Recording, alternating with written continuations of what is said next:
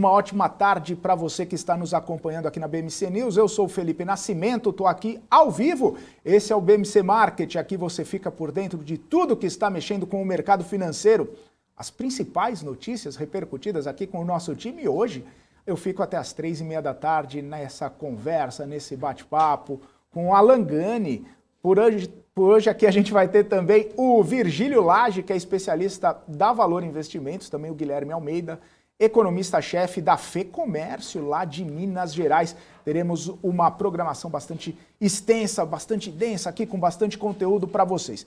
Deixa eu dar uma passadinha pelo mercado financeiro para a gente atualizar os índices no Brasil, o índice no mundo, também os principais indicadores antes da gente chamar o Alan Gani aqui. A Bolsa Brasileira tá vermelho Papai Noel aqui, ó, caindo 0,46%, a gente já perdeu os 105 mil pontos, estamos aos 104.757.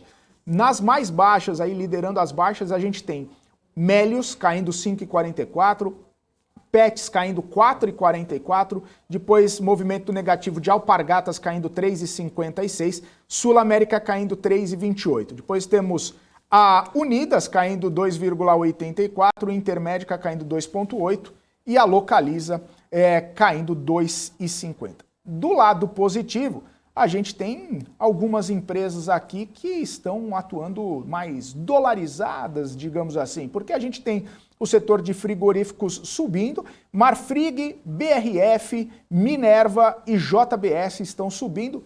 Naquela meiuca ali, entre elas, temos Embraer subindo também.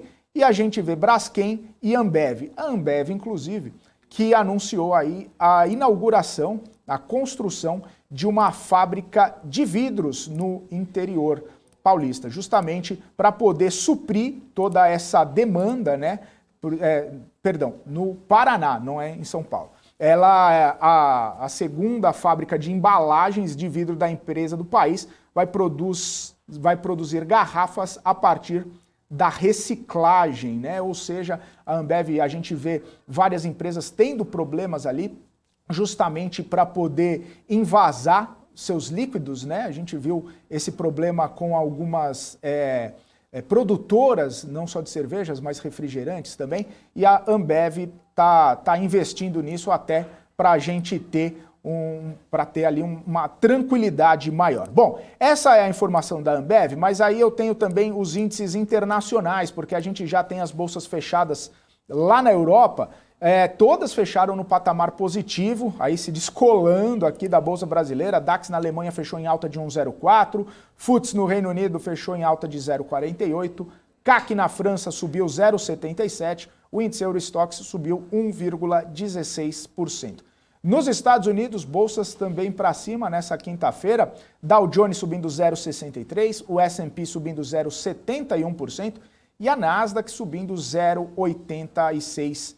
Deixa eu dar uma olhadinha no dólar aqui, passar para vocês. A gente falou sobre as empresas mais dolarizadas, exportadoras, que estão se saindo bem nessa quinta-feira. O dólar agora está subindo 0,28% aos R$ 5,66. Nas criptomoedas, o Bitcoin sobe 0,25 aos 49.139 dólares. Esta é a negociação.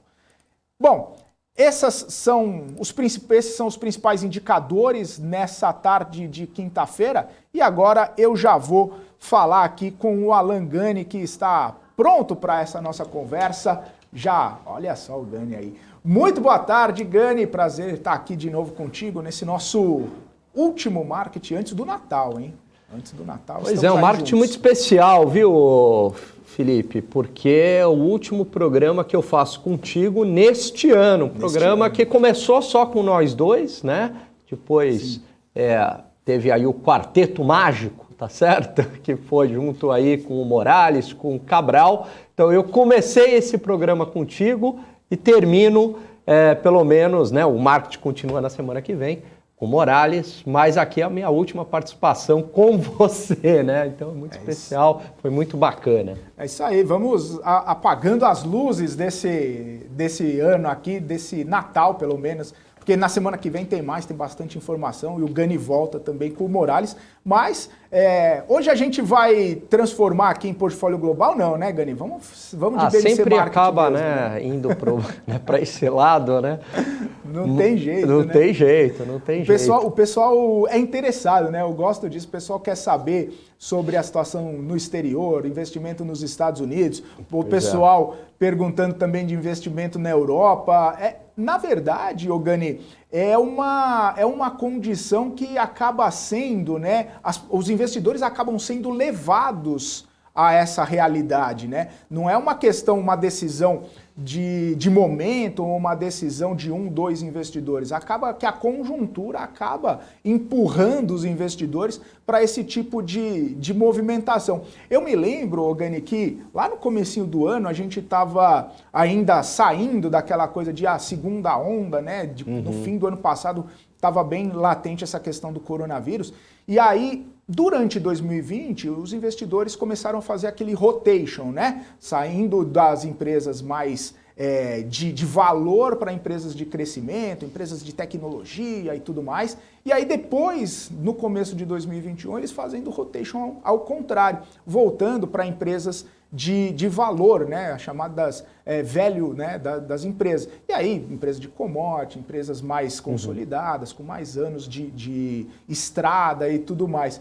E aí, essa conjuntura fala assim, bom, se sai de valor, vai para crescimento, se sai de crescimento, vai para valor, a conjuntura do Brasil, com todas essas questões que a gente bastante discutiu por aqui, agora talvez seja a hora de começar a pôr o pezinho lá no exterior para se proteger de inflação, para se proteger de elevação de juros, para se proteger de risco fiscal e também, claro, para se proteger. O ano que vem a gente sabe que vai ter bastante volatilidade por conta de cenário eleitoral que foi antecipado já para esse ano, né? Então acaba sendo um movimento natural, né, Gani? E nada melhor do que a gente trazer essas informações para os nossos telespectadores também, né?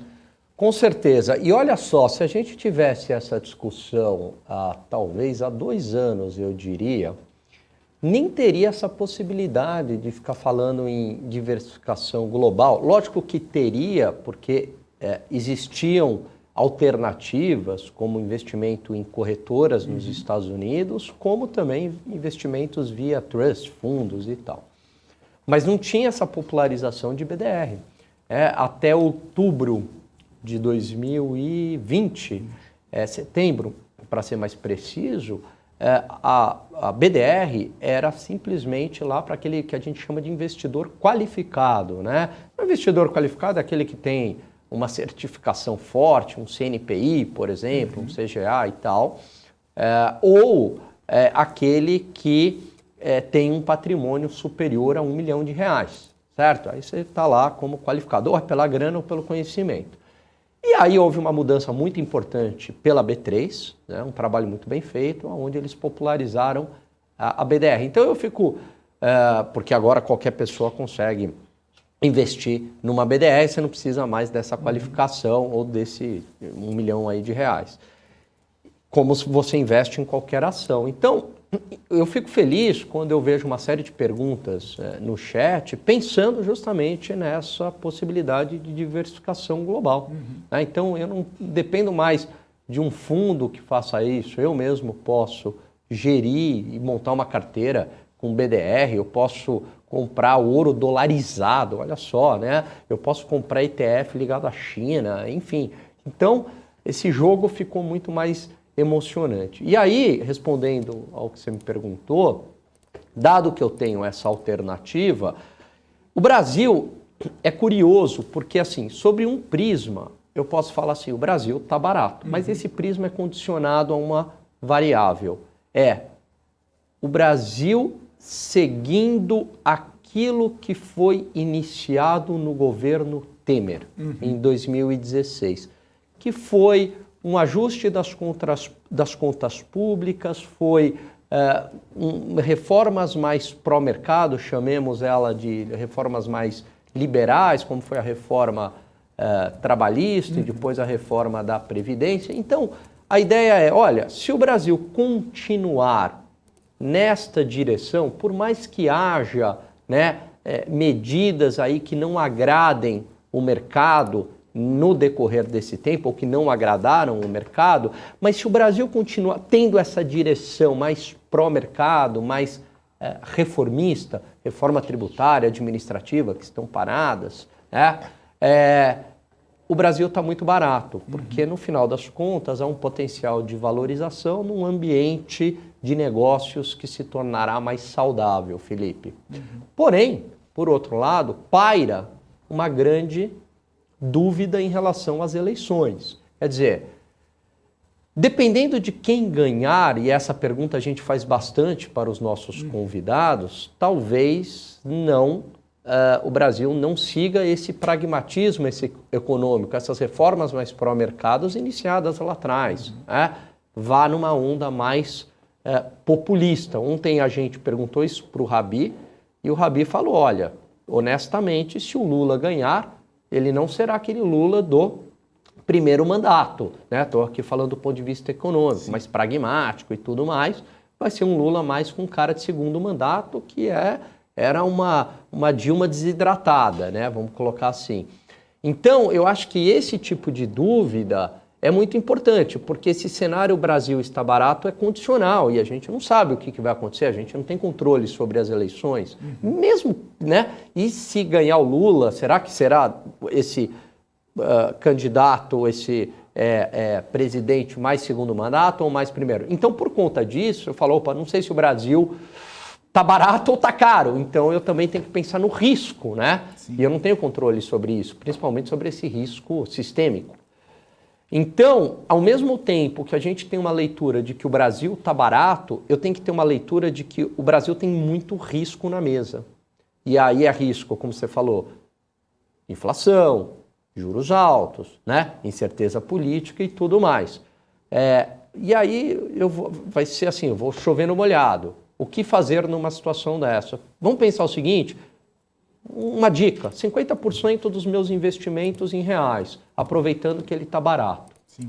Nessa tese. Mas eu tenho 50% que se tudo der errado aqui, eu tenho 50% atrelado ao exterior. Eu posso fazer esse stock picking. Posso até entrar numa discussão se a Europa está mais barato que os Estados Unidos, se a China é a bola da vez. Tá? Mas eu tenho que ter pelo menos 50% contra o real. Né? Eu acho que essa seria uma boa estratégia de sobrevivência. Se aqui não for, se o Brasil for bem, Felipe, ok, eu ganhei aqui, ó. E aqui não vai tão mal, né? Aqui não vai tão mal lá fora, porque é moeda forte, economias sólidas. Se tudo der errado no Brasil, pelo menos eu segurei aqui. É assim que eu tenho pensado, é assim que eu tenho conversado com clientes, é assim, né, que a gente tem dado as nossas recomendações baseado nessa premissa aí. Maravilha. Ô Gani, você comentou aí a questão da inflação, né? E aí a minha pergunta para você é, dado o IPCA 15 que saiu hoje pela manhã, né? Mostrando aí uma desaceleração em relação a outubro, né? Que esses são os dados de novembro, que era... Não, na verdade é de dezembro, né? Dezembro, isso, perdão. De dezembro em relação a novembro.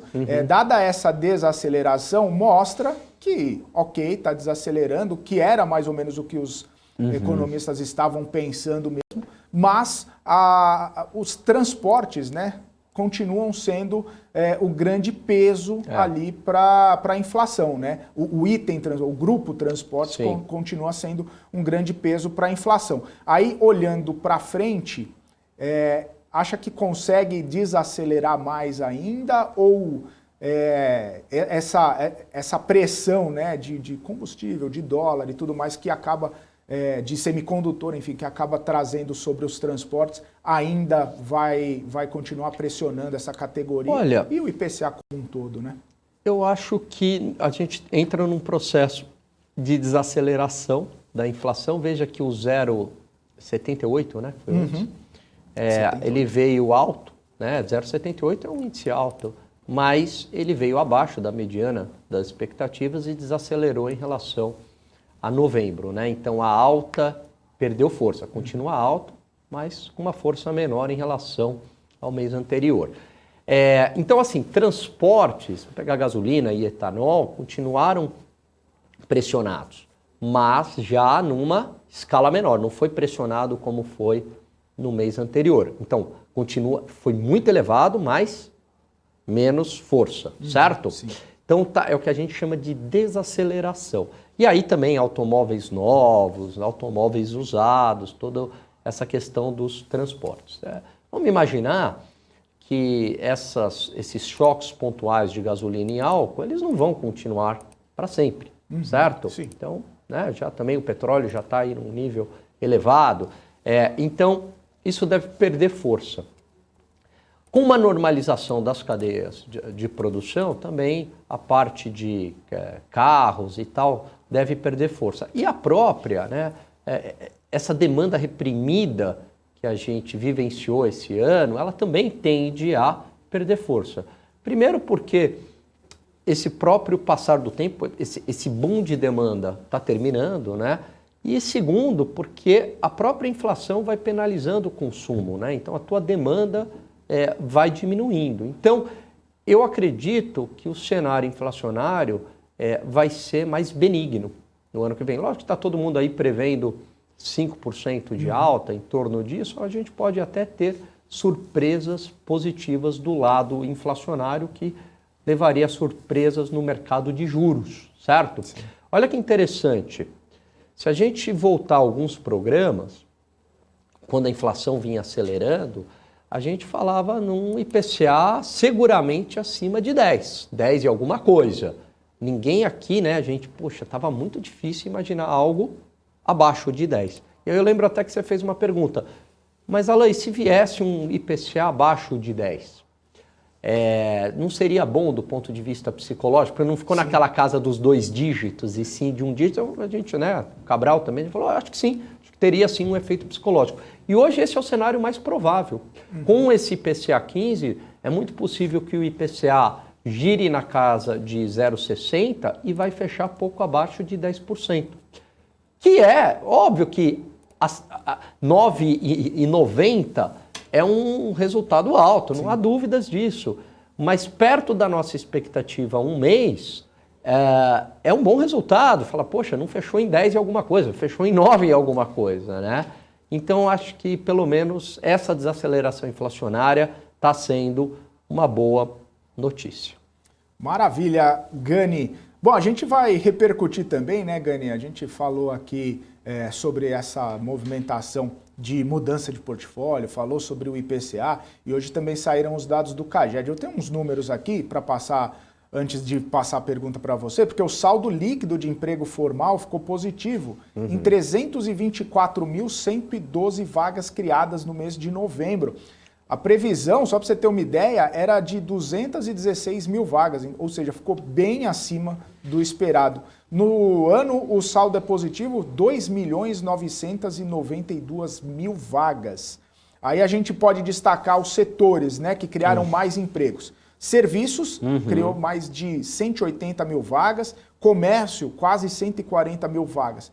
E aí, quem criou menos vagas foi o setor industrial, que gerou pouco mais de 8 mil vagas, criou a abertura de pouco mais de 8 mil vagas. Ou seja, esse ainda né, novembro, né, são vagas de novembro, por isso que eu confundi, eu tinha falado do IPCA de novembro, mas não, mas isso esse é o CAGED, mas mostra uma boa retomada ali da criação de empregos no mês de novembro. Né? Ah, exatamente. E esses dados de atividade, Felipe, eles confundem mesmo, porque geralmente, via de regra, os dados de inflação, então, se a gente está em dezembro, eles se referem, né, a novembro, certo? Tirando IPCA 15 e GPM que acabam saindo no próprio mês. Mas os dados de atividade, por exemplo, se a gente pegar os dados de comércio, produção industrial, eles referem, saindo em dezembro, é sempre 2 meses, né, de defasagem.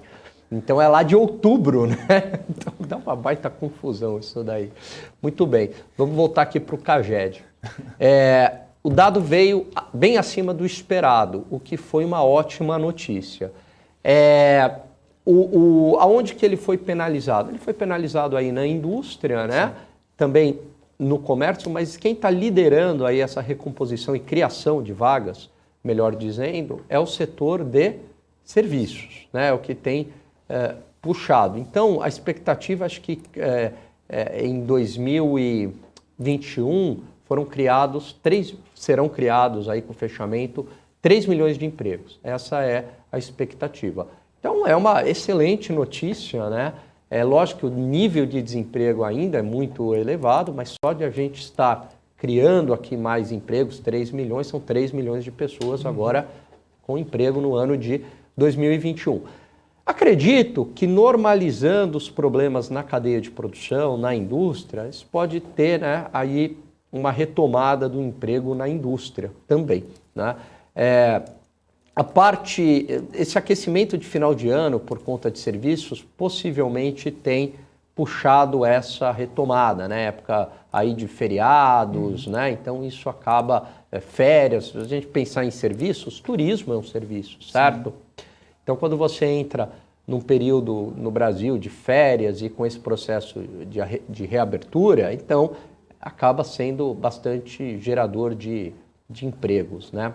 E algo também deve vir forte no mês de dezembro.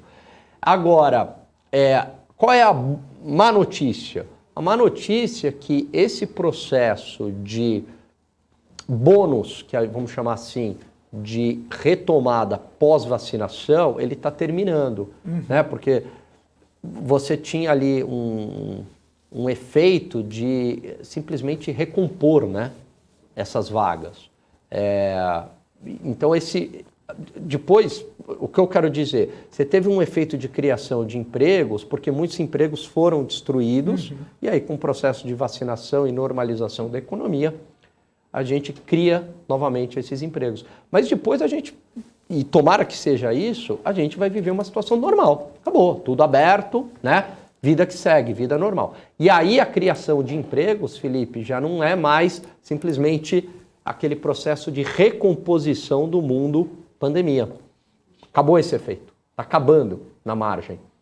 Aí é o processo de criação muito ligado à atividade econômica, né?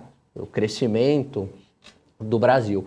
Então, isso vai ser desafiador aí para o ano que vem. E com a perspectiva de um crescimento não tão alto, né, pelo que a gente tem visto aí pelas estimativas do PIB, provavelmente esses valores aí eles vão ficar menores do que a gente ficou acostumado a ver, né, de criação de vaga, de bastante.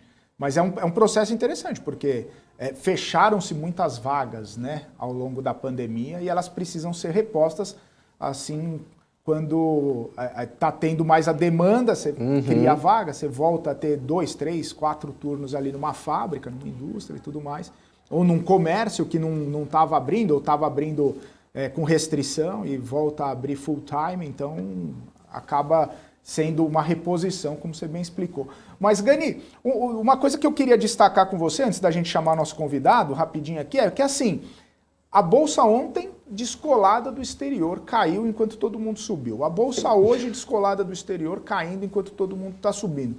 Os dados vieram bons. Desaceleração do IPCA 15, CAGED muito bom, como você bem falou para a gente, embora você falou mais a notícia ruim, mas enfim, dados bons, dados ok, em qualquer circunstâncias comemoraríamos aqui.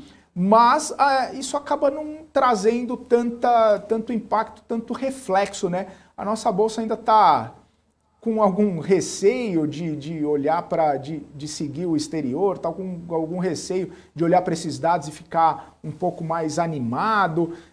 Eu andei lendo algumas pessoas falando que assim, não basta os dados estarem bons, a gente olha para frente e não vê um cenário tão bom aí pela frente, por isso que a gente acaba ficando mais segurando aí essa... Não deslancha, né? Não tem tração, não vai embora.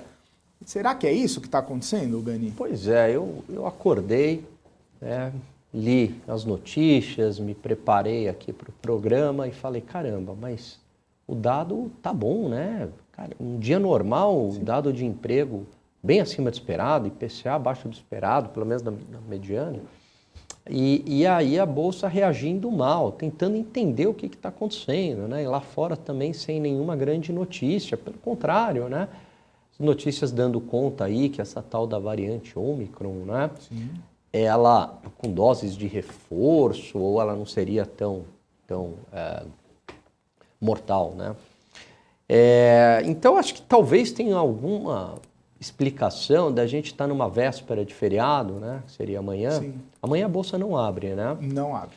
Então, essa véspera de feriado, e aí talvez esse investidor, a gente viu esse fenômeno algumas vezes ao longo desse ano, a gente discutiu isso na sexta-feira, não querer dormir posicionado até segunda, então pode ser aí uma realização no dia de hoje, algo do tipo, né?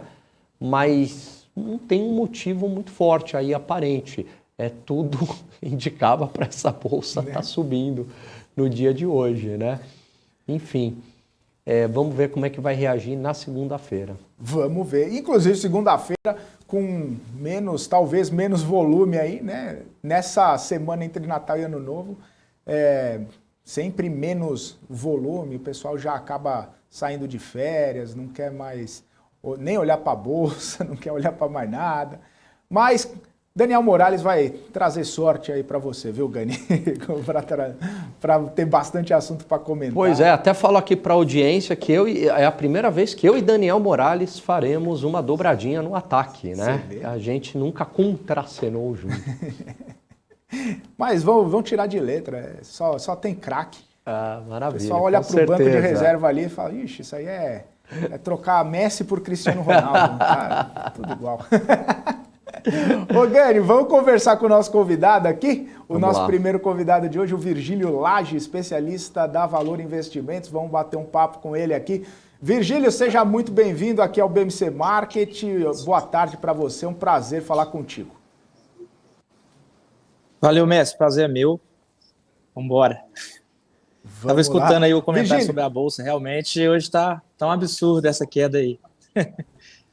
Pois é, rapaz, eu até ia fugir um pouquinho do assunto aqui que a gente tinha combinado, de repente, mas era justamente por isso, né? Porque a gente gosta de ouvir opiniões diferentes, né? Saber quem está diretamente ligado ao mercado ali, como que tá vendo essa situação, porque tava falando pro Gani, poxa, a gente, quando é para ruim, a gente é colado com o exterior. Quando é para subir igual o exterior, a gente é descolado do exterior. Às vezes não consegue pegar a mesma atração. Você vê um horizonte, uma perspectiva da Bolsa Brasileira começar a performar melhor ou começar a ter um pouco mais de tração, um pouco mais de fôlego? Ou você está achando aí que essa situação pode acabar perdurando aí pelo menos até o comecinho do ano que vem? O grande problema é a falta de liquidez, né? Então, hoje o mercado deve estar caindo exatamente por esse motivo, a falta de liquidez. Dormir posicionado para o feriado, vi até esse comentário, realmente aí é um grande medo, um grande receio dos investidores, né? E aí esse finalzinho de ano realmente a gente vai ter um mercado meio lateral, com leve queda, justamente para o pessoal esperar ali o início do ano que vem e a alta volatilidade por conta aí das eleições, né? Uhum.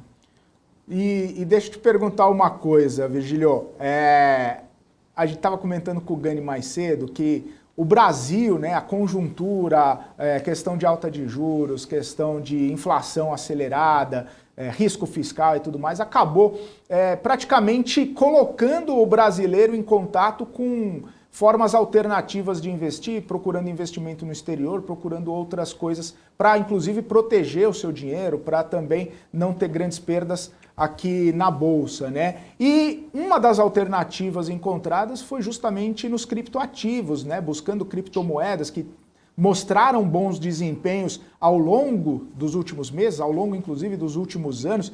Queria saber como que você vê essa migração, essa chegada cada vez mais de brasileiros, de pessoas investindo em criptomoedas e por que esse tipo de investimento acaba atraindo tanto os brasileiros, se é só o cenário ou se tem algo a mais ali que pode estar atraindo essas pessoas.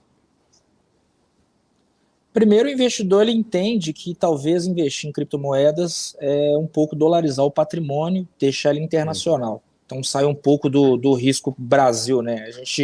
Infelizmente, a gente vive no Brasil level hard aí, a questão política, esse tipo de situação. Então, uma forma dos investidores dolarizarem o capital e deixarem ele internacional através de criptoativos.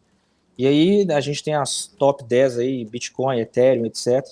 E o pessoal entende que isso é uma certa forma de proteção contra a inflação também, que é vamos dizer, um problema mundial, não só brasileiro, pela questão das criptomoedas serem infinitas, pela questão da própria tecnologia do blockchain. Então, os grandes investidores entendem, poxa, vamos dar uma proteção contra a inflação e internacionalizar o dinheiro? Então, deixar um pouco do capital aí em criptoativos, em criptomoedas, em DEF ou até em NTF.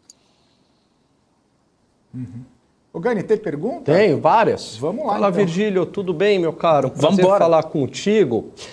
Virgílio, você falou da liquidez, né, das ações hoje. Baixa liquidez é um dos fatores, além da véspera de feriado, que pode estar aí prejudicando a Bolsa no dia de hoje. Isso vale para a BDR também, né, meu caro? Quer dizer, vai ter BDR que é mais líquida, BDR que é menos líquida também? Vale. As BDRs mais líquidas são as blue chips americanas, né, que é principalmente o setor de tecnologia, Apple, Facebook, Microsoft, Tesla, né, e outras BDRs menores aí, que são até ações nossas nos Estados Unidos, que é o exemplo XP e Stone, tem um pouco menos de liquidez hoje. Só que e isso também, até você ter comentado a questão da BDR, também é um motivo que talvez os investidores também não invistam tanto, a bolsa não está subindo aqui, né? O pessoal eu prefiro pagar um múltiplo maior numa ação americana, que é um país mais estável, do que eu pagar, teoricamente, numa ação brasileira mais barata, mas com todo esse risco fiscal e risco político que a gente está vivendo. Perfeito. Ô Virgílio, por falar nesse risco fiscal e político, muita gente fala assim, não, o Brasil está barato e tudo mais. E aí a gente olha fundos imobiliários, né? Caramba, tem lá fundos muito descontados, pegar a relação cotação, valor patrimonial, por essa métrica, né? Aí eu olho lá renda fixa, taxas de juros reais altíssimas, né? Ou prêmios no pré-fixado também elevados. Poxa, a renda fixa também está esticado. Aí ações, né? Diversas ações, empresas com bons fundamentos, ótimas e múltiplos bastante descontados. Como é, com tanta opção barata, Virgílio, como é que eu faço essa escolha aí desse portfólio, né? O que eu carrego mais? O que está mais barato? O que está compensando mais? É fundo imobiliário? É renda fixa? É ações? Como é que... Porque o investidor, imagina que ele fica meio perdido nessa hora, principalmente esse investidor que está começando, né? Que dica que você pode dar para a gente? O mercado de renda variável, que eu acho que é o ideal a gente poder visualizar, e a gente tem os bancos brasileiros são os bancos que dão mais dinheiro no mundo. Isso aí já é bem comprovado, e todos esses bancos brasileiros, principalmente o Banco do Brasil, estão bem baratos, até de acordo com o valor patrimonial por ação. Então, fazendo fórmulas simples fundamentalistas, a gente vê ali muita oportunidade ainda na renda variável. E por que eu digo bancos? Porque os bancos, eles, apesar da questão da tecnologia do dinheiro, do futuro do dinheiro, até as criptomoedas interferindo nisso, os bancos são holdings, porque os bancos participam de outros projetos, compram parte em outras empresas, em outros eventos, em outras situações, e até os bancos também estão se atualizando. Hoje, a gente pode até reparar em alguns fundos imobiliários ligados a aluguel de agências bancárias, a gente percebe que até os grandes os grandes bancões, principalmente Bradesco, Banco do Brasil, etc., esses bancos estão diminuindo agências físicas, ficando mais digitais, para poderem se comportarem ali na mesma altura de Nubank, de Inter, etc. Só que já são bancos que já dão lucros, né? Então, ali muita oportunidade na mesa ali. E também na questão do setor de energia elétrica também tem muita oportunidade, principalmente por conta dessa crise hídrica que a gente teve aí. Então, foi bastante descontado essas ações. Hoje, acredito que esses dois setores são os mais baratos em relação à renda variável, né? Em relação à renda fixa, como a gente tem uma curva de juros muito boa, ainda a gente tem curvas de renda fixas mais longas que valem apenas alguns títulos, algumas situações assim. Virgílio, eu também gosto do setor bancário, eu vejo que é um setor meio antifrágil, assim. Eu estou sem áudio. Tá. Será que mutou aí alguma? Vamos fazer o seguinte, vamos tentar reconectar lá com o Virgílio, para a gente poder trazer aí com áudio, ele ouvindo a gente certinho e a gente também conseguindo falar com ele. Deixa eu dar um giro do mercado aqui, trazer informações da Bolsa de Valores enquanto a gente conecta o Virgílio, porque a Bolsa, como ele falou, está caindo nesse momento, com pouco volume, caindo 0,4%. E aí a gente tem aquela perspectiva ainda sobre as quedas, né? Melios caindo, Sul América, Petz, Alpargatas, Intermédica. Nas altas de hoje, né? Temos Marfrig, BRF, Embraer, Magazine Luiza subindo hoje também, Minerva, Braskem, Ambev e BB Seguridade. Essas são as empresas aí que estão subindo neste momento. Bom, deixa eu trazer o Alan Gani aqui, deixa eu ver se o Virgílio ainda não voltou, mas vamos trazer o Gani, porque justamente eu tenho algumas perguntas para ele para repercutir, inclusive a fala. A sua pergunta, Gani, a sua pergunta vai ser utilizada não contra você, mas porque o que me chamou a atenção, você falou, né, com tantos ativos, com tantas classes de ativos, inclusive, disponíveis aí, como que o investidor olha. E hoje cedo saiu um relatório do Banco Inter, inclusive, o Banco Inter recomendando uma mudança na carteira dos investidores, justamente para poder ter uma proteção maior, ou de repente uma tranquilidade maior em relação ao ano que vem, que é um ano que promete muita volatilidade, como a gente estava comentando, justamente por causa do cenário eleitoral.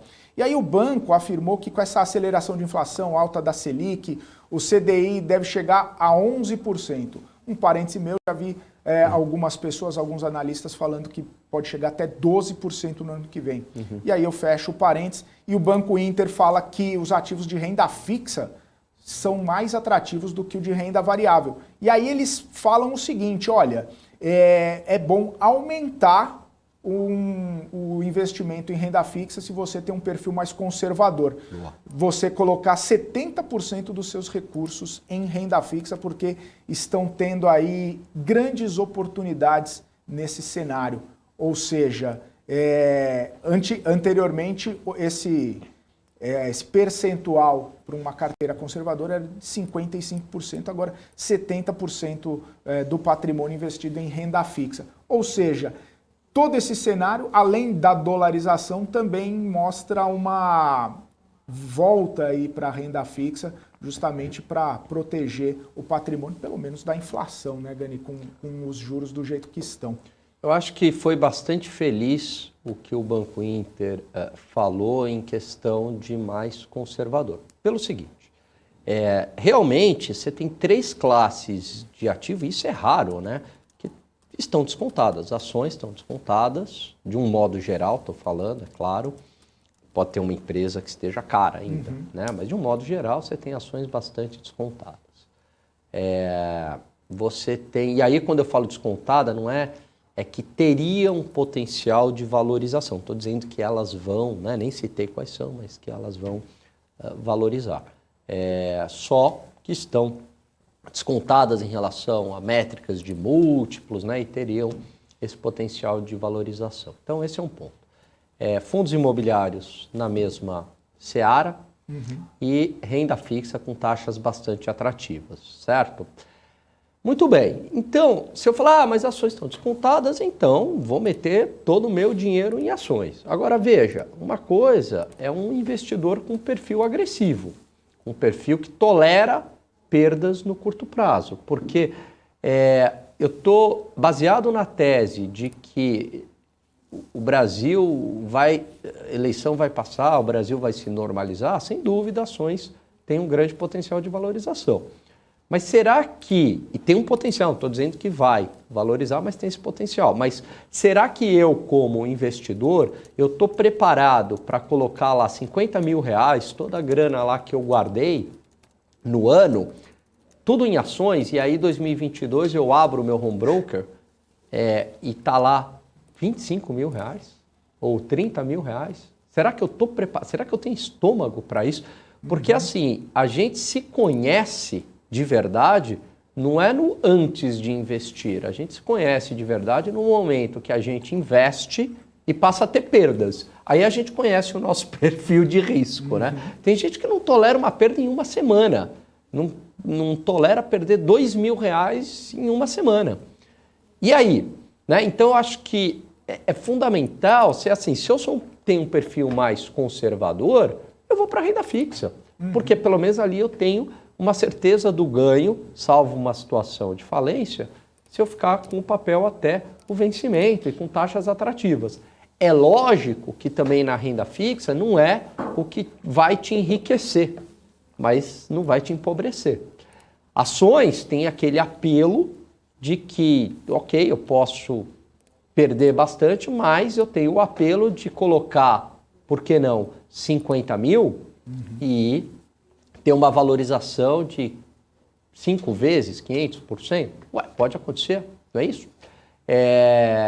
E aí, em 5 anos, eu estou lá com 250 mil, algo do tipo, mas sabendo que eu vou ter que correr muita volatilidade no curto prazo e sabendo que não necessariamente isso vai se concretizar. Então, acho que é muito importante se conhecer, né? E falar assim, bom, como é que eu vou fazer essa alocação? Se eu sou mais conservador, eu vou carregar mais em renda fixa, dado que está tudo barato, né?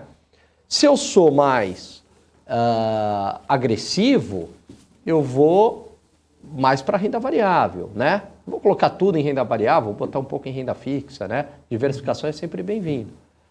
Se eu sou uma pessoa moderada, eu quero diversificar, então tudo bem, eu vou botar 1/3 em fundos imobiliários, 1/3 em ações, 1/3 em renda fixa. Isso pensando só na alocação Brasil, tá? Então, eu acho que fazer esse processo é fundamental. Eu vou contar, ele já está no ar, senão eu conto um caso meu aqui. Então, pode contar, pode contar. É o seguinte, Felipe, esses dias mesmo, eu estava com caixa parado, estava com caixa. Falei, bom, o que eu vou fazer, né? Puxa, mas ações estão baratas, né? Então eu vou para ações. Falei, não, eu vou fazer o processo inverso. Eu não vou carregar mais em ações simplesmente porque está mais barato. Eu olhei e mapeei, como é que está a minha carteira hoje? Quantos por cento eu tenho em investimentos dolarizados? Quantos por cento eu tenho em ações? Quantos por cento eu tenho em renda fixa? Quantos por cento eu tenho em fundos imobiliários? Certo? Então eu fiz o processo inverso. Eu falei, e eu vou recompor, eu vou comprar o ativo daquilo que eu estou mais deficitário. Entendeu? Que foi fundos imobiliários. Então eu vou para fundos. Por quê? Porque eu estou carente aqui. Então eu fiz o processo inverso. Eu defini a composição mais ou menos da minha carteira, baseado no meu perfil de risco, para daí escolher os ativos. E não simplesmente, vou pegar esse porque está barato e isso não tem nada a ver com o meu perfil de risco ou com a minha estratégia de diversificação. Entendeu? Eu fiz o processo inverso. Fez um rebalanceamento ali para poder equilibrar de acordo com o seu perfil. Isso. Eu falei, quantos por cento eu quero ter em dólar, quantos por cento eu quero ter em Brasil, dentro de Brasil, quanto eu quero ter em renda fixa, quanto eu quero ter em ações, quanto eu quero ter em fundos. Ok. Então, eu já tenho bastante ações, então eu preciso rebalancear um pouco em renda fixa e em fundos imobiliários. Foi assim que eu fiz a escolha. Né? Não é porque está barato que precisa colocar naquela classe. Né? Pois é, exatamente. Está barato, vou comprar. Tem um monte de coisa aí que também está barato no mercado de bens e serviços. Você não sai comprando simplesmente porque está barato, tá Exato. certo? Você tem que ver se precisa. Exatamente. Está barato, eu vou comprar porque está... Tá barato. Tá, parece que quando o dólar estava barato, o pessoal ia para os Estados Unidos, né? Vou comprar porque tá barato isso daqui. Aí comprava lá um monte de tênis e não usava, né? Quem nunca fez isso, né? Eu comprei agora recentemente, a gente faz isso, né? Uma época que eu estava correndo, 2 tênis top de linha, assim, um tênis top de linha de corrida. Bastava ter comprado um. Falei, nossa, mas tá tão barato, eu vou comprar 2, né? Agora eu não estou usando nenhum nem outro, entendeu? Porque tá barato, mas era mais lógico, tá barato, comprar um, né? Comprar 2 e não usar, né? Enfim. Então, acho que a mesma lógica vale aí para o mercado de ações, né? Falou e disse. Ô, Ganil, o Virgílio já está de volta aqui com a gente. Vou chamar ele novamente aqui, vamos colocá-lo na tela por gentileza. O Virgílio já está de volta. Ô Gani, você lembra a pergunta que você estava fazendo para o Virgílio aqui, enquanto ele lembro. não conseguia... Lembrei. Agora você ouve a gente, técnicos. Virgílio? Ah, maravilha. Por Então, incrível que pareça, eu Vamos lembro. lá, voltamos. Então vai, Gani. Retome o raciocínio, por gentileza. Virgílio, você falou assim, eu concordo com você, são dois setores que eu acho bastante interessantes, principalmente em Brasil, historicamente falando, né? É o setor bancário e o setor de energia elétrica. O setor bancário, vale a pena te fazer essa pergunta, vale a pena eu ter uma ação representante do setor, o Itaú, por exemplo, o Banco do Brasil, seja lá quem seja. Ou vale a pena também pulverizar e ter aí algumas ações do setor, por mais que sejam parecidas. Então, por exemplo, ao invés de eu comprar um Itaú, eu compro 1/3 em Banco do Brasil, 1/3 em Itaú e 1/3 em Bradesco. Vale esse raciocínio? Vale. A gente só tem que tomar cuidado para não pulverizar demais. A palavra seria diversificar, esse pulverizar acaba perdendo um pouco o efeito de investimentos. Então, seria ideal entre 2 a 3 empresas de cada setor. Então, nesse caso aí, a gente escolheria as que estivessem mais baratas e com perspectivas melhores.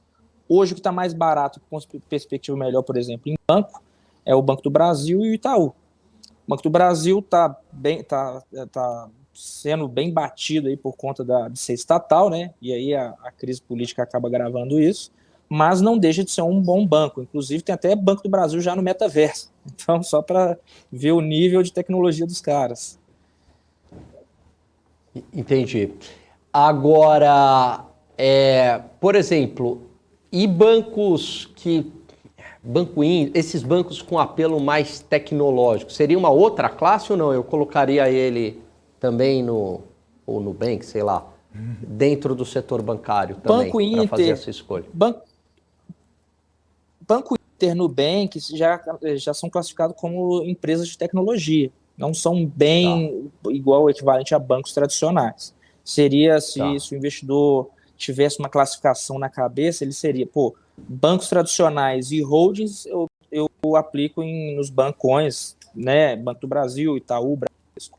Agora, a classe nova de investimentos junto com tecnologia, aí eu penso mais em Nubank, Banco Inter, etc. Tá, seria uma outra classe, boa. Pensando um pouco mais em tecnologia, né? Tá. Vou fazer uma pergunta aqui, Gani. O Virgílio, você estava falando do setor bancário e permeou muito bem aí as questões dos bancos mais tradicionais, justamente com todo o valor que eles têm, com toda a clientela, receita, enfim, participação do mercado e tudo mais. Mas também a gente tem os bancos digitais que estão entrando agora, principalmente a gente acabou de ver o IPO do Nubank. O Nubank é o maior banco da América Latina em termos de valor, né? Um absurdo de enormidade de valor que foi criado ali durante aquele IPO. E a gente comentou no comecinho da nossa conversa dos criptoativos, né? Que trabalham na base de um sistema de finanças descentralizadas. E aí a minha pergunta para você, talvez não seja tão simples, mas a gente olha para um banco mais tradicional, para um banco que tem uma estrutura mais física, que tem uma estrutura mais dessa conversa e de receitas e despesas também na estrutura mais física. A gente tem um banco digital que é muito mais rápido, muito mais célere, muito mais digital mesmo, e tem as estruturas descentralizadas de finanças, né? Olhando para essas três estruturas, como que a gente projeta lá na frente, inclusive os nossos investimentos, né? Já que a gente talvez precise olhar para um ou para outro, fazer essa diversificação dos nossos investimentos, mas olhando para um setor financeiro que tem o antigo, o novo, o mais novo ainda. Como que você olha essa categoria, esse setor, olhando para frente aí? Vamos lá. Assim, olhando como uma visão de investidor e não como cliente, o que o investidor vai olhar? Ele vai olhar basicamente duas coisas muito importantes, principalmente nesses setores. A visão do gestor, a visão de quem comanda o projeto, né? e a visão se esse projeto dá lucro. Hoje, o Banco Itaú, por exemplo, já é um banco mais híbrido. Então, ele não é um banco tradicional tão grande, como, assim, ele é muito grande, mas ele não é tradicional bancão, vamos dizer assim. Ele está entrando um pouco mais nesse mundo de digital, de corte de custos, até porque os outros bancos menores e os bancos digitais mais fortes, que é o Inter e o Nubank, entraram aí para bater forte nos bancões. Então, o gestor já está com essa visão. Então, ele está se antecipando e transformando o Banco Itaú, por exemplo, num banco híbrido, que aí junta isso que você falou, a questão mais física, porque a gente tem brasileiro mais tradicional, que quer ir, que quer conversar com o seu gerente pessoalmente, que quer ir lá na agência bancária. A gente também tem as pessoas mais tecnológicas que querem ali um negócio mais rápido, mais objetivo, via aplicativo, enfim. Sendo um modelo híbrido e um modelo que dá lucro, e aí que vem também um gargalo dos bancos digitais, principalmente no Nubank hoje, porque apesar de ter 40 milhões, quase 45 milhões de clientes, de ser o maior banco digital da América Latina, não é um banco que efetivamente dá um lucro líquido forte. A princípio, parte até do princípio que ele ele trabalha no negativo ainda. Então, o valuation no banco está no número de clientes, no número de CPFs, no número de pessoas físicas com contas no banco. Mas dá lucro efetivamente como um banco tradicional, ele não dá. Então, o que causou o grande valuation dele nesse IPO foi justamente a perspectiva futura do Nubank gerar lucro, né? O que nos bancos tradicionais, isso já existe, né? Então, fica muito mais valuation voltado ao olhar para o futuro, ao múltiplo futuro, ao que o banco, com esse tanto de cliente, pode gerar de negócio, pode gerar de receita, pode gerar de investimentos, do que efetivamente o presente que um banco tradicional hoje já tem. Pegando carona na pergunta do Felipe, ou Virgílio, e aí o investidor, essa dúvida clássica, né? Itube ou Itaúsa? E aí, o que você recomenda, meu caro? Vamos dizer, pensando em diversificação, pensando um pouco mais em conforto vamos colocar um conforto de diversificação, a Itaúsa seria melhor. Porque a Itaúsa engloba o Itaú, porém tem outras empresas. Sempre quando o investidor quer olhar ali pela questão de segurança, a gente até brinca ali que a Itaúsa é quase uma renda fixa dentro da renda variável, pela questão da ação em si ser uma ação mais confortável de se investir, né? Então, a Itaúsa, ela, além de ter o banco, incluso o Itaú ali, ser uma holding controladora do banco, ela tem outras empresas debaixo da asa, diversificando o risco e diversificando os setores. Então, o que faria a Itaúsa hoje cair bem forte seria um risco sistêmico brasileiro, seria um risco na economia como um todo. Ou seja, todos os setores estão afetados, então a Itaúsa, como risco sistêmico brasileiro, cairia junto com todos os outros setores. Então, pensando na questão de mais segurança dentro da renda variável, a holding, justamente por trabalhar com mais empresas. Mas pensando numa perspectiva de talvez um lucro maior, talvez o Banco Itaú. Maravilha, muito bom. Olhando ali, né, risco-retorno. Maior risco um pouco o banco, menos risco com mais segurança a holding, a Itaúsa. Maravilha. Tem perguntas aí, meu caro Felipe? Então, o pessoal está comentando aqui no chat, né, sobre Banco do Brasil e Itaú, tá? Uma discussão bastante interessante aqui, principalmente você comentou, né, tem o risco político, aí o JJ falou, mas o Itaú tem uma carteira de crédito de quase 1 trilhão, né, bastante coisa.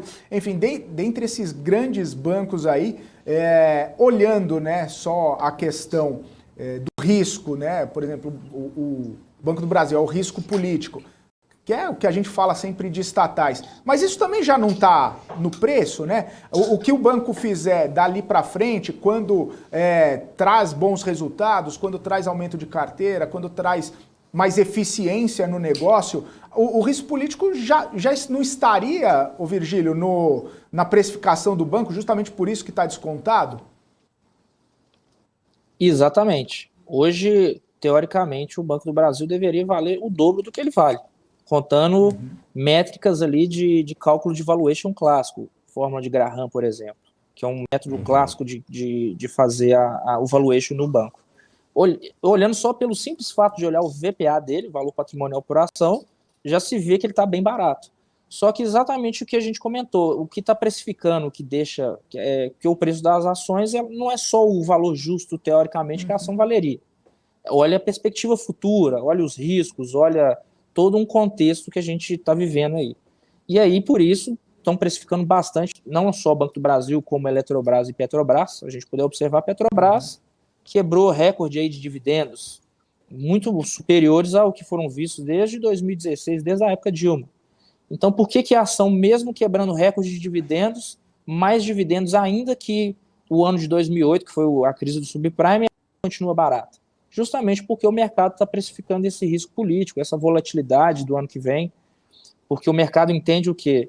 Tem a volta do Lula um pouco de esquerda, tem a questão da polêmica do governo Bolsonaro e tem a questão de uma terceira via, que seria uma via ali um pouco mais conservadora ou de centro-direita, que seria bom para o mercado. E aí, como está esse futuro incerto, né? Então o mercado está precificando isso aí, jogando esses preços, principalmente das estatais, bem para baixo aí. E essa perspectiva de dividendos fortes para o ano que vem continua para a Petrobras, ou Virgílio, mantendo esse bom dividend yield da empresa? Mantendo o recorde da commodity, do petróleo, né, justamente por causa da inflação, o petróleo subindo e renovando aí, chegando perto das máximas aí. E com essa alta do dólar, realmente vai ser bem positivo para a empresa, assim como uma empresa geradora de lucro. Mas aí o grande problema é o quanto que o governo vai interferir no populismo em relação a lucro e também em relação à divisão de renda aí para a Petrobras. Vai interferir? Vai baixar artificialmente o preço para poder baixar a inflação, por exemplo? Porque controlar a política de preços da Petrobras e do combustível pode influenciar positivamente na inflação, o que diminui o lucro da empresa e, consequentemente, para os investidores como um todo, não é uma notícia tão positiva, mas é uma notícia onde principalmente os dois candidatos a presidente, Bolsonaro e Lula, vão atuar bastante forte aí. Né? Tanto o governo de direita quanto o governo de esquerda vai querer controlar a inflação, vai querer fazer um ato populista maior, justamente para ganho de votos, para, enfim, para qualquer outra atividade nesse sentido. E aí, automaticamente, pode interferir negativamente aí no lucro da Petrobras. Né? A gente tem que ficar de olho, esse que é o grande, vamos dizer, o divisor de águas aí. Você falou em BBAS3, Banco do Brasil. Vamos para aquela ação que todo mundo confunde com o Banco do Brasil e que também é do setor financeiro, a tal da B3SA3. Como é que está a tua visão? Porque assim, quando bateu R$15 a ação, tava todo mundo, nossa, tá de graça, tá muito barata. Agora, se eu não me engano, tá o quê? 12, 13, não sei, próximo disso, né? E aí, que horas que esse investidor vai ter alguma alegria com essa empresa que já foi uma estrela no passado? Hoje a gente vê B3SA da seguinte forma. O número de investidores também quebrou recorde no ano de 2021, 2020, só que por conta da pandemia, por conta da inflação, a gente teve e por conta da alta de taxa de juros, a gente teve muita fuga de capital da Bolsa. Isso automaticamente interfere também bem diretamente ali a B3, né? E aí o grande outro fator, além desse, é futuros concorrentes. Então o mercado olha dois gargalos aí para a B3. Futuro concorrente, porque ainda é um mercado a ser explorado, ou seja, quanto mais educação financeira, e a gente, ainda bem que no Brasil está tendo um pouco mais, né? Não em faculdades, mas youtubers e outras pessoas aí que colocam ali bastante educação financeira. Mas quando se aumenta o número de clientes, também vai aumentar a concorrência. Então o mercado está bem de olho ali em concorrente, em qualquer futuro concorrente da B3 hoje, que hoje ela não tem. Então continua sendo uma blue chip de qualidade, continua sendo uma menina dos olhos dos investidores, está sendo descontada aí, está caindo o preço por conta desse receio de diminuir investidores em renda variável aí, justamente por conta dessa fuga de capital de bolsa, né? Continua sendo a única, né, sem concorrência, e ainda uma empresa que atua bastante aí no mercado como soberana, né, como sozinha. A outra vantagem é que a B3 quer entrar no mercado de criptomoedas. Então porque hoje o mercado forte de criptomoedas no Brasil é o mercado Bitcoin.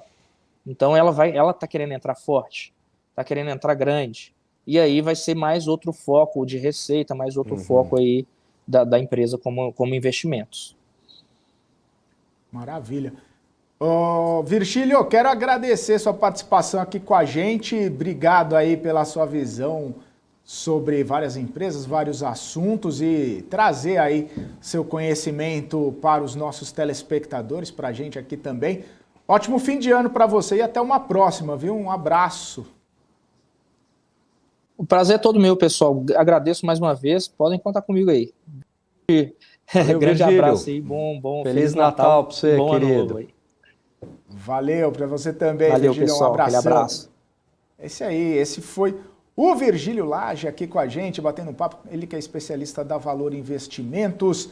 Deixa eu dar só um giro de mercado rapidinho aqui antes da gente chamar o nosso próximo convidado. Agora a Bolsa deu uma reduzida nas perdas, né?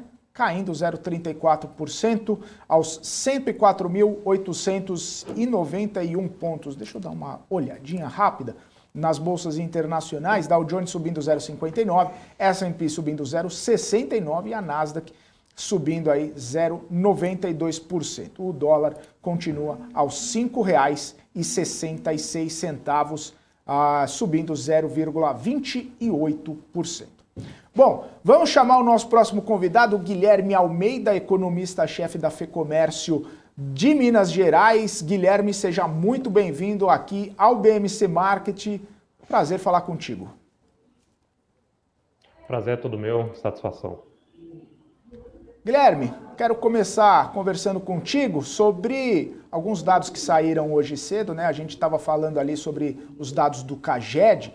E o que chama atenção, uma criação de vagas acima da expectativa e com vagas criadas em destaque assim no setor de serviço e no comércio. 140 mil vagas praticamente criadas no setor do comércio, né? Um setor que foi bastante prejudicado ao longo desse ano, né? Desde o ano passado, por conta aí da pandemia, e agora vem mostrando algum tipo de recuperação.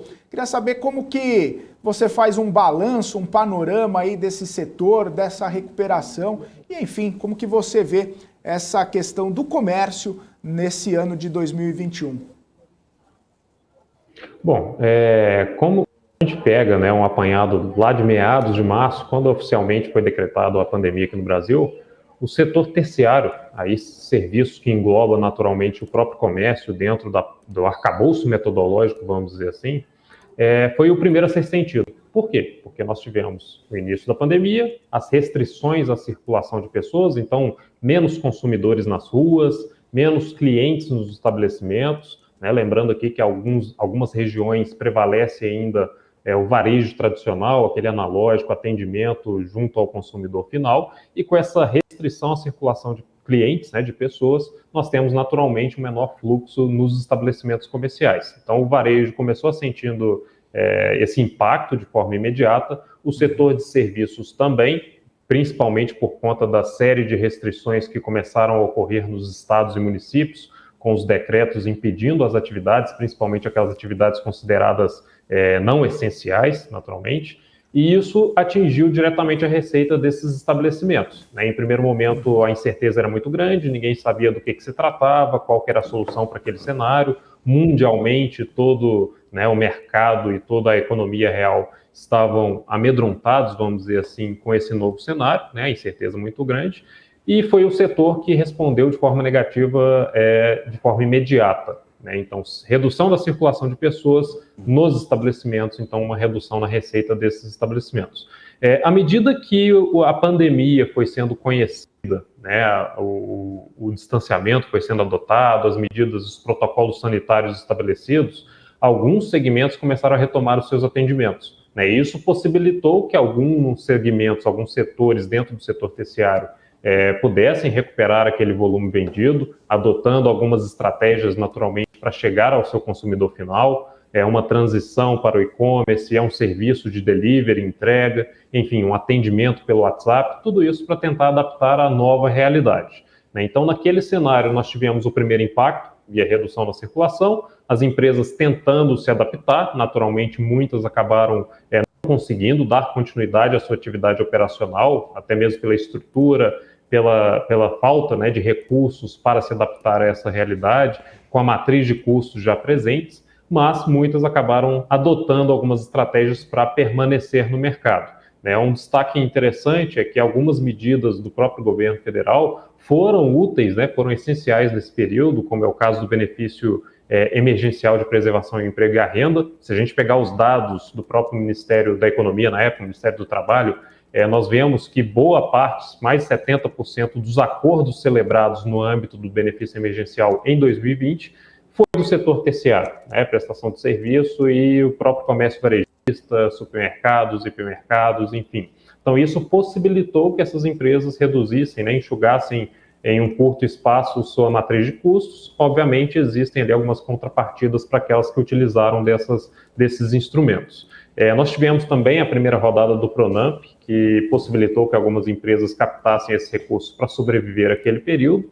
É óbvio que um problema futuro ali foi endereçado, que é a questão do custo dessa dívida, que começa a aumentar, principalmente quando a gente tem aí a ascensão, né, da taxa básica de juros, da taxa Selic, mas fato é que o setor como um todo conseguiu se adaptar ali naquele período de fim de ano. E lembrando também que nós temos uma sazonalidade favorável em novembro, dezembro, principalmente, por conta de datas com forte apelo, seja emotivo, seja comercial, que é o Natal e a Black Friday, que movimentaram o setor, né, principalmente o varejo, e deu ali um fôlego adicional para essas empresas. Então, 2020, nós tivemos um desempenho favorável, né, apesar dos pesares para o setor terciário, quando a gente olha para todo o pacote, né, em termos de varejo, nós tivemos aí o Natal impulsionando as vendas e possibilitando um respiro para muitas empresas, mas veio 2021, início de 2021, novas restrições, a pandemia se intensificando, o número de casos aumentando, a mortalidade também, e isso colocou uma outra dúvida para os empresários, né? Como eu vou conseguir passar por mais um período de série de restrições. Mas tivemos aí boas notícias com o processo de vacinação e a adesão, principalmente aqui no país, da população a essa vacinação, que possibilitou uma retomada mais rápida das atividades em si, né? E isso acabou amenizando os impactos negativos. Mas hoje ainda temos um problema quando a gente fala em setor terciário. O primeiro deles, no âmbito corporativo, são os compromissos financeiros arcados lá em 2020, principalmente micro e pequenas empresas, né, que 98% do setor são micro e pequenas empresas de pequeno porte, não tem uma estrutura ali muito sofisticada, que captaram empréstimo, captaram recursos, seja por meio de Pronamp ou outra linha, e tem esse compromisso financeiro para ser pago durante todo o período de 2021 e 2022. E muito dessa dívida é atrelada justamente à taxa básica de juros, a taxa Selic, que nós vimos aí sair lá dos 2% para 9,25%. Por outro lado, nós temos também uma deterioração dos indicadores de emprego e renda, né, principalmente aí do mercado de trabalho. Hoje nós tivemos o dado positivo do CAGED, né, e aqui mais um fato interessante, né, que 90%, pouco mais de 90% dos empregos gerados em novembro foram justamente do setor terciário, mas a preocupação é que essa geração nesse período de fim de ano costuma ser uma geração de empregos temporários para atendimento de datas comemorativas. Nós vamos avaliar naturalmente a continuidade disso nos primeiros meses de 2022. Mas fato é que nós temos alguns condicionantes ainda deteriorados relacionados ao emprego e à renda, muitas famílias endividadas, muitas famílias inadimplentes. Nós temos um problema que em economia nós chamamos de histereses, né? Histereses principalmente relacionado ao mercado de trabalho.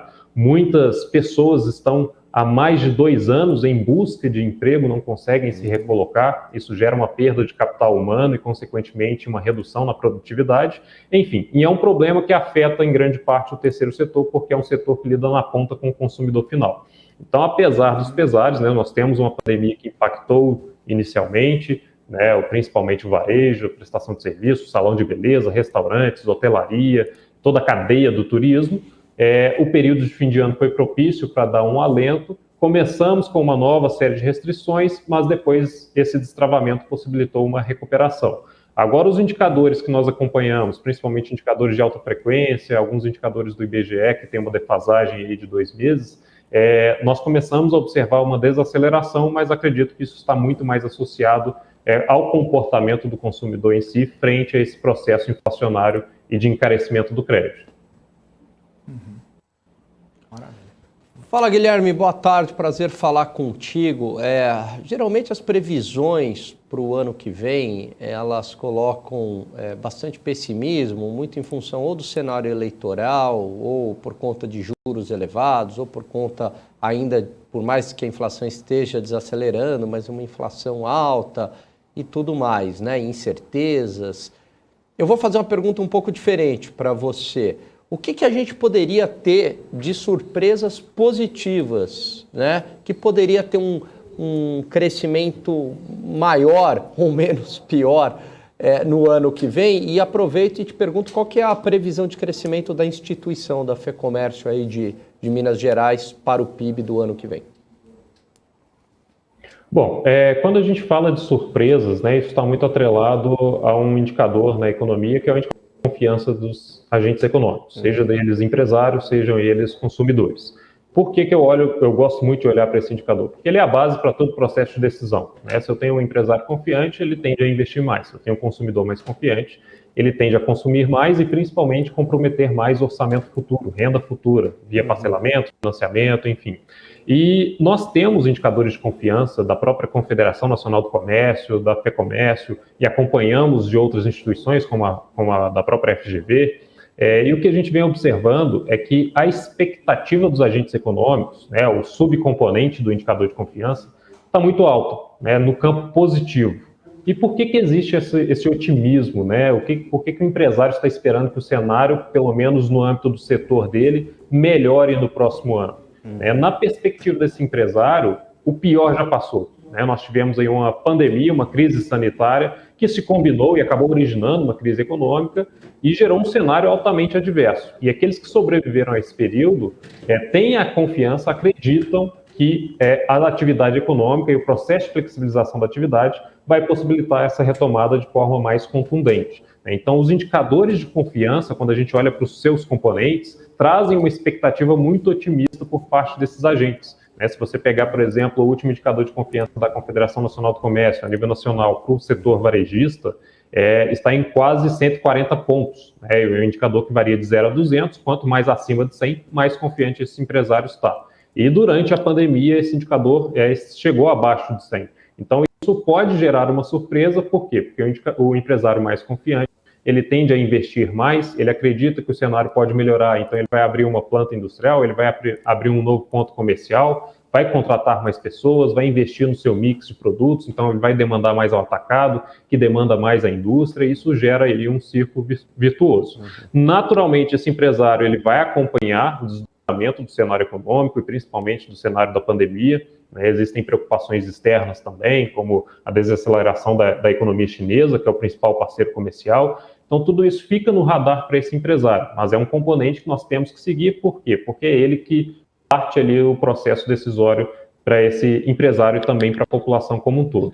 Agora, falando do PIB, né, qual que é a nossa expectativa? Quando a gente fala de expectativa para o encerramento de um ano que está tão distante ainda, né, lá no fim do ano, e deixamos registrados é só para passar vergonha, porque certamente a gente vai errar. Mas falando aqui o nosso modelo, né, o que a gente utiliza como base, nós esperamos um crescimento pequeno, né, em torno ali de 0,5% a 0,7%, mas é importante a gente desmembrar esse crescimento. Quando a gente fala de PIB, nós temos aí até estudos da própria FGV, do IBGE, que apontam para dois principais componentes dentro desse indicador de atividade econômica. Uma parte é o PIB que nós chamamos de cíclico, né, que é muito sensível aos ciclos econômicos e a todas as decisões tomadas no âmbito da política monetária, política fiscal, cambial, enfim. Mais ou menos 65% do PIB vem desse PIB cíclico e o outro é o PIB exógeno, né, que não responde a não tem essa sensibilidade aos ciclos econômicos.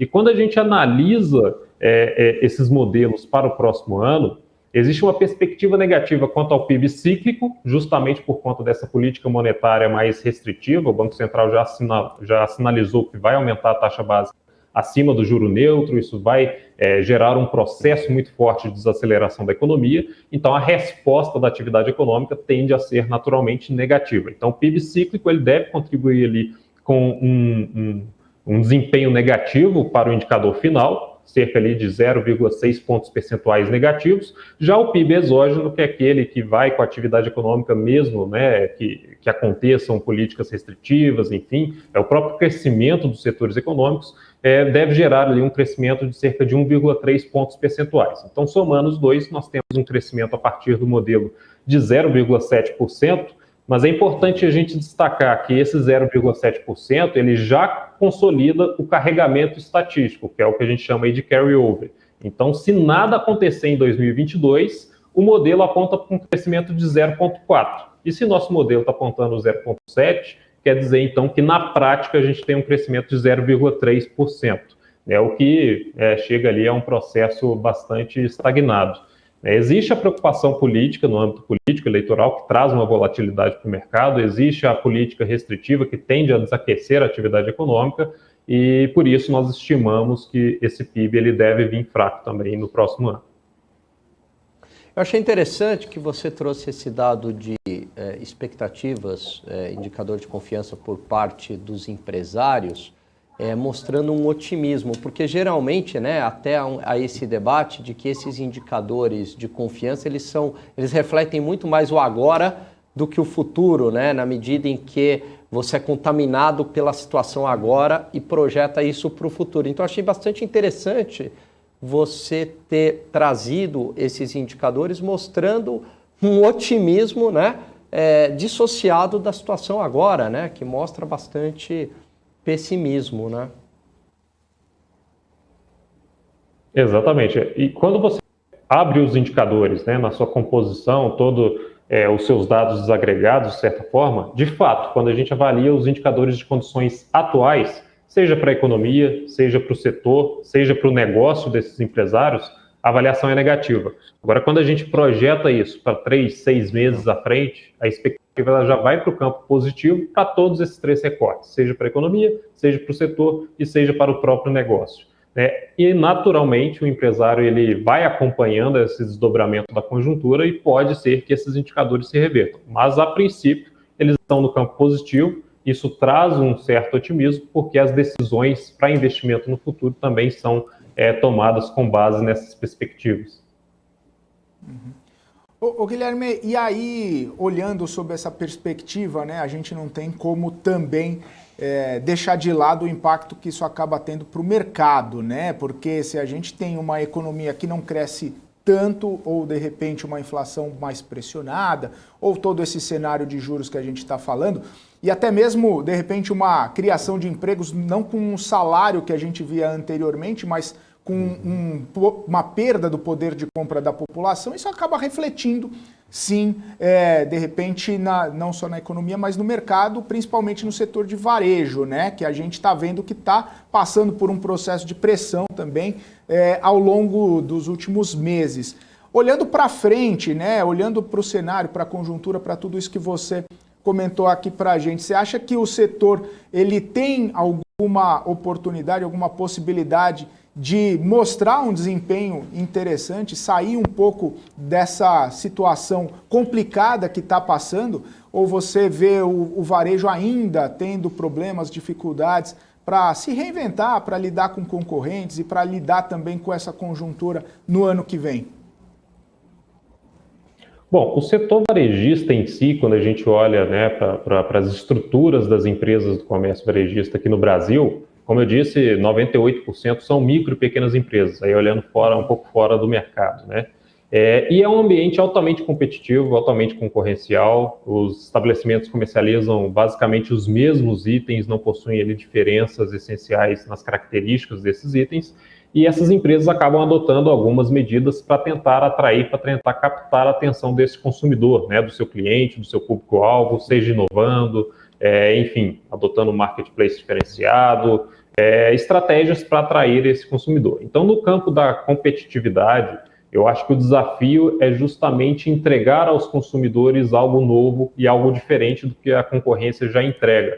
Eu não vejo ali nenhuma vantagem competitiva em alguma empresa específica ou que o varejo, né, consiga trazer no curto prazo. E quando a gente olha para indicadores macroeconômicos, aí aqui já contemplando todos os portes de empresa, inclusive as listadas em bolsa, a gente tem uma preocupação porque é um setor muito sensível, né, à variação dos indicadores macroeconômicos. E como você mesmo trouxe, quando a gente olha para a renda do consumidor, né, que é um dos principais componentes da decisão de consumo, essa renda ela tem se deteriorado ao longo do tempo, né, o rendimento real das famílias vem caindo. Existe a preocupação também quanto ao tamanho da informalidade hoje no país. Se a gente pega o próprio setor de serviços, né, o setor de serviços é estimado que cerca de 26% dos empregos do serviço são informais. E emprego informal traz um rendimento menor, uma qualificação menor, um capital humano menor, dado a menor necessidade de treinamentos, capacitação, enfim. E isso acaba se desdobrando e chegando na receita dessas empresas, né, porque isso acaba virando ali justamente a origem do consumo familiar. Então, quando a gente olha para indicadores de mercado de trabalho, para 2022, infelizmente, não temos uma perspectiva tão positiva assim, até mesmo porque o espaço é muito curto para uma recuperação mais forte. O que a gente acredita que tem ali de ganho orçamentário está muito mais associado à recomposição dessa perda do poder de compra do período anterior, tanto é que a maioria das negociações coletivas estão vindo justamente pelo INPC passado, que em certa medida recompõe ali algum poder de compra, mas também depende muito, né, da cesta de consumo das famílias.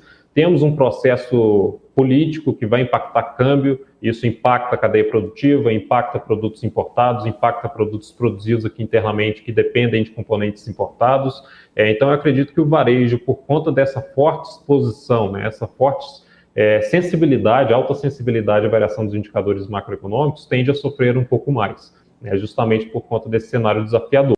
Mas, acompanhando essas perspectivas para os próximos anos, 2023, 2024, 2025, por aí vai, nós temos um setor que é o principal responsável pela geração de riqueza no país, é o principal empregador, né? Quando a gente olha para a composição do emprego formal, mais de 70% dos empregos são do setor terciário. O desafio está justamente em encontrar ali uma vantagem competitiva para se destacar como uma empresa dentro do varejo. Eu acredito que esse vai ser o principal ponto aí de atenção, principalmente dos gestores, né, que atuam à frente dessas empresas, dessas corporações. Tem mais pergunta aí, Gani? Tem mais uma sim, meu caro Felipe. Deixa eu te fazer uma pergunta, Guilherme. Por conta dessa depreciação dos salários reais, né, baseado aí na inflação, certo? Você acha que isso pode ser um fator que leve a um aumento de contratação por parte das empresas ou não? A gente tem tanta fricção ainda no mercado de trabalho e o mercado é rígido e a gente não vai se beneficiar por conta disso. Eu acredito que sim. Inclusive, até recentemente ocorreu muito nisso na avaliação dos dados do próprio CAGED, nos dados que se originaram, né, a partir ali da reforma da Previdência, quando nós tivemos algumas novas modalidades permitidas de contratação, e o que a gente vem acompanhando é que há sim um processo de substituição de uma mão de obra mais qualificada, de uma mão de obra onde o salário médio é superior, por mão de obra menos qualificada com um salário inferior. E esse processo de depreciação do próprio salário pela corrosão, né, da inflação, ele traz naturalmente um patamar inferior. Mas lembrando que quando a gente olha para a matriz de custos das empresas, também ocorreu um aumento, né, ocorreu aí uma depreciação por parte do próprio processo inflacionário e do aumento da taxa de juros. Eu destaquei aqui no início da minha fala, né, da introdução, o exemplo do Pronamp. Os empresários que contrataram lá em 2020 a linha do Pronamp tinham uma taxa de juros de 1,25% mais Selic. Ou seja, lá naquele período nós tínhamos 1,25% mais uma Selic baixa, né, um custo baixo de taxa de juros, mas esse pagamento desse compromisso financeiro veio se arrastando para 2021. Tivemos uma outra rodada de Pronamp, agora com uma nova estrutura, né, cuja taxa era de 6% mais Selic, e hoje a Selic saltou de 2% para 9,25%, ou seja, o custo para esse empresário acaba sendo superior. Então, apesar de um lado eu ter uma folha de pagamentos, vamos dizer assim, né, em um patamar relativamente, né, em termos reais inferior, por outro eu tenho uma pressão nas minhas outras rúbricas, né, nos meus outros compromissos financeiros. Então, eu acho que esse pode ser aí um certo impeditivo, principalmente enquanto perdurar essa política monetária mais restritiva. Maravilha. Guilherme, quero agradecer sua participação aqui com a gente, pedir para você, por gentileza, deixar suas considerações finais aqui antes da gente encerrar a nossa entrevista, por gentileza. Bom, primeiramente gostaria de agradecer o convite, é uma satisfação bater um papo aqui com vocês. A perspectiva, naturalmente, para o próximo ano, ela acaba sendo, né, contaminada tanto pela disputa política, todo ano eleitoral nós enxergamos isso, mas principalmente para os empresários, né? Quando a gente fala aqui de setor terciário, eu disse, é um setor altamente competitivo, é um cenário que está dado. O âmbito político, nós temos poucos recursos para modificar, principalmente os candidatos que vão atuar. É óbvio, a gente manifesta isso por meio do voto. Mas o empresário que quer gerar ali uma competitividade, esse sim tem que investir na gestão do seu negócio, tem que avaliar o que o seu público-alvo está pretendendo, o que ele busca consumir.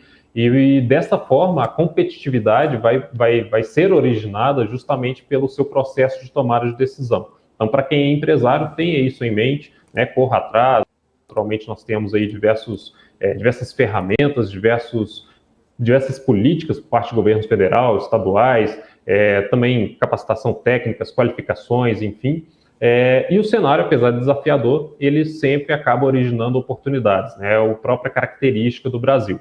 Então, nós teremos esse desafiador em 2022, mas a perspectiva de melhoria, ela consequentemente vem, né, nos anos posteriores, principalmente os primeiros anos de um novo governo, em que existe ali um maior capital político por parte do candidato, algumas pautas importantes podem ser aprovadas nos primeiros anos, né, apesar de decepções que tivemos em governos anteriores. Então, existe aí uma possibilidade da retomada de forma mais contundente da economia para os próximos anos, depois desse processo eleitoral. Maravilha. Guilherme, muito obrigado, então, pela sua participação aqui com a gente. Volte sempre.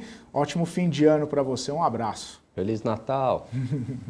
Para vocês também. Feliz Natal. Um abraço. Valeu, Guilherme. Um abração aí para você. Obrigado por participar. Foi o Guilherme Almeida, economista-chefe na FEComércio, lá de Minas Gerais. Eu estava dando uma olhada nos comentários, o pessoal gostando bastante. Um comentário me chamou a atenção aqui, o João Filho falou: o único que vai me desejar Feliz Natal é o Bitcoin. Tá comprado desde os 42 mil. E o Bitcoin, eu acho que foi esse comentário do João Filho aqui, já passou dos 50 mil, tá chegando quase nos 51 mil dólares.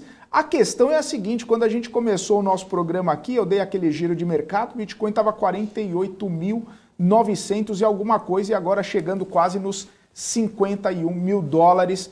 Este é o Bitcoin, que está subindo bem aí, quase 5%, não, um pouquinho mais de 4% nessa quinta-feira. Alan Gani, quem vai desejar Feliz Natal é o Bitcoin, não é o urânio, meu caro. Pois é, o urânio só está me dando radioatividade. Olha só, Felipe, deixa só, o Helder tinha perguntado ali que ele recebeu um aumento, se ele colocava em BRF ou títulos do Tesouro. Aliás, parabéns pelo aumento, que bom. Nessa época é difícil, né? A situação não está fácil para ninguém.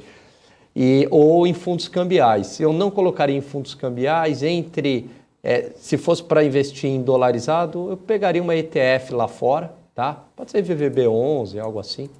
E entre BRF e Tesouro vai depender muito de como está a carteira dele hoje. Então, se ele tiver mais deficiente em renda fixa, vai para Tesouro. Aí, enfim, pode ser atrelado à inflação. Agora, se ele tiver mais deficiente em renda variável, em ações, a BRF pode ser uma alternativa interessante. Só essa pergunta aí que tinha passado. Boa. Você falou de ETF, Gani, tem a informação aqui, ó, volume financeiro médio dos fundos de índices já ultrapassa 2 bilhões de reais por dia. 600 mil cotistas. É absurdo, né? Você sabe Caiu que no gosto da galera, né? Uma das perguntas... Eu dou aula, Felipe, desde 2002, comecei com 22 anos. Eu comecei num cursinho pré-vestibular para adolescentes carentes, fiquei lá até 2008. Nesse período eu dei aula em faculdade, né, também e tal. Em 2009 eu comecei a dar aula em pós-graduação. E aí em 2010 19, eu dei aula nos Estados Unidos, e olha a pergunta que um aluno me fez lá, eu nunca esqueci, acho que foi uma das melhores perguntas que eu ouvi assim na minha vida acadêmica. Falou, professor americano, você acha que a indústria de ETFs vai acabar com a indústria de fundos? Querendo dizer, é muito difícil bater uma ETF, é muito difícil bater um fundo de índice. No final das contas, pouquíssimos sobrevivem. Nossa, eu achei a pergunta, assim, o cara, imagina, 18, 19 anos, né? Fazer uma pergunta nesse nível, assim. E o cara sugava a aula, viu? Tudo, não deixa passar nada. Achei muito boa essa pergunta. É isso aí, ó, prova disso. Mas qual que é a resposta? Pois é, eu boa, falei, né? uma bela pergunta, resposta... mas eu acho que muitos fundos morrerão por conta das ETFs. Mas a resposta é a que vale dinheiro e vale o estudo também, né, Gani? Porque ETF é essa forma aí, né, do pessoal diversificar sem precisar ficar olhando ação por ação, ou sem precisar ficar... É uma cesta ali, né, de Porque produtos. vamos combinar, né? Quando você está falando em ETF, eu estou seguindo o índice, certo? É uma gestão passiva. Se eu estou falando em uma gestão ativa, eu estou achando que as ações têm alfa, né? Como a gente gosta de falar, elas estão subvalorizadas, eu vou ter um retorno maior do que o retorno esperado, né? Pode ser o retorno esperado lá pelo modelo CAPM. Agora, Felipe, bateu o S&P 500 num ano, ok, não é algo tão impossível, né? Agora, bater sistematicamente por 10, 15 anos as 500 maiores empresas americanas diversificado, não é para qualquer um. Não é. É isso aí. É isso aí. Eu ia falar para você das suas considerações finais, acho que nem precisou, só deixa a reflexão pro pessoal aí. E vamos que vamos, né, Gani? Só vou deixar um Feliz Natal, agradecer o público aí, né? Nada disso seria possível sem eles. Então só tenho que agradecê-los e desejar um Feliz Natal. E sabe quem está na audiência, Gani? Quem? Alexandre Cabral. Ele ama aqui, né? Um abraço, Cabral. Eu não sei por que ele deveria ter feito aqui. Ele tá assistindo a gente, podia estar conversando com a gente, né? Não sei. Tá bom, deixa as férias merecidas do Cabral lá. E o MPK falou, acabei de abrir uma cerveja bem gelada em comemoração por ter encontrado vocês em 2021. Sensacional. Grande MPK, tem vários aí, né? Sempre quando a gente começa a citar nomes, a gente comete injustiças, né?